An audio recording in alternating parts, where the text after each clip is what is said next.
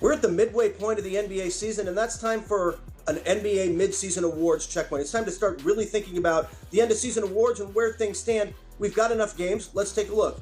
MVP, the biggest one on the board. This is hard. I mean, honestly, if you'd asked me a month ago, I would have said LeBron James. If you'd asked me a week ago, I probably would have said James Harden. But when I really dove into it, when I really watched the film, it's Giannis Antetokounmpo. Look, 30 points a game, leading a team that's on a 70-win pace, and he's playing elite defense. But this is a close race. Luka Doncic is in this race. Anthony Davis is in this race. Jimmy Butler is in this race. It is wide open in a way it has not been in years. Giannis leads right now on a lot of people's scorecards, not just mine. But don't bet on him being there at the end of the year. This is a tight race. Let's move on to Rookie of the Year. Morant is running away with this. We thought Zion Williamson would run away with this award, right? But, obviously he hasn't played. He's just coming back next week. Maybe he can climb his way back into second or third on this list. But he is way back right now. Morant has just become electric. He has turned the Memphis Grizzlies into must-watch TV. He has made them exciting. He's putting up points. He's a brilliant passer. He's attacking James Harden on defense. He's attacking Kawhi Leonard on defense. He has been phenomenal. This is some other guys worth discussing here, by the way. Kendrick Nunn's been really good. Brandon Clark's been really good. But this is Morant's award to lose. Another one that's not a runaway, really tough race, Coach of the Year. Right now, I'm going with Erik Spoelstra. Look, Miami has surprised everybody by not only how good they are doing, but who's doing it for them. Kendrick Nunn is a rookie. Bam Adebayo's taken a huge step forward. Tyler Hero, Duncan Robinson, they're finding guys, and more importantly, Erik Spoelstra's putting them in positions where they can contribute and be really useful. It's an impressive coaching job, but he's not the only guy doing it. This is a wide open race. Nick Nurse in Toronto is right on his heels. They lose Kawhi Leonard, and you can barely tell they're barely missing a beat.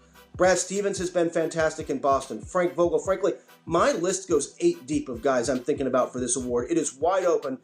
Erik Spoelstra is in the lead at the halfway point, but we'll see who's there at the end. Most improved player, this one's a little more clear to me. Last season, Devontae Graham was a bench guy in Charlotte. Barely playing, not really impacting games. Now he's their best player. 18.7 points a game, shooting 38.7% from three. He has been amazing, and nobody saw this coming. There's some other guys in the mix for this award. Bam Adebayo deserves consideration. And by the way, Luka Doncic deserves consideration. Do you know what kind of leap he's made in the last year? From Rookie of the Year level, which was good, to MVP consideration. You have to put Luka in consideration for this award, but for me, it's still Devontae Graham right now. Sixth Man of the Year. This is another one that's pretty deep, but Montrezl Harrell is on top of my list from the Los Angeles Clippers. Look, Trez was in the mix for this award last year. He got a lot of votes.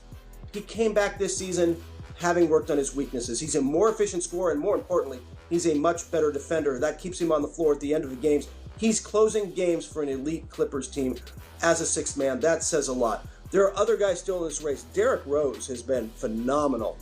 George Hill has quietly had a great season, and don't forget about Spencer Dinwiddie. He's probably going to end up starting too many games to win this award, but he has been fantastic in Brooklyn.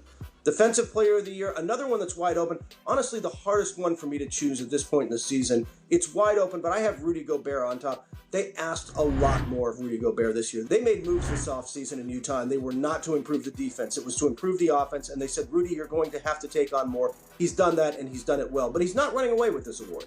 Joel Embiid is right there. If he plays enough games, he's in the mix. Giannis Antetokounmpo, one of the reasons he's in the MVP mix is he's also in Defensive Player of the Year mix. He's that good. Marcus Smart, Jimmy Butler, Kawhi Leonard, a lot of guys still in consideration for this award. Defensive Player of the Year is wide open, but then again, I've been saying that about almost every award. It's middle of the year, and much like this season and the championship, it is wide open. It's a fun NBA this year because it's wide open. We have no idea who's going to win the championship, and we have no idea who's going to win most of these awards.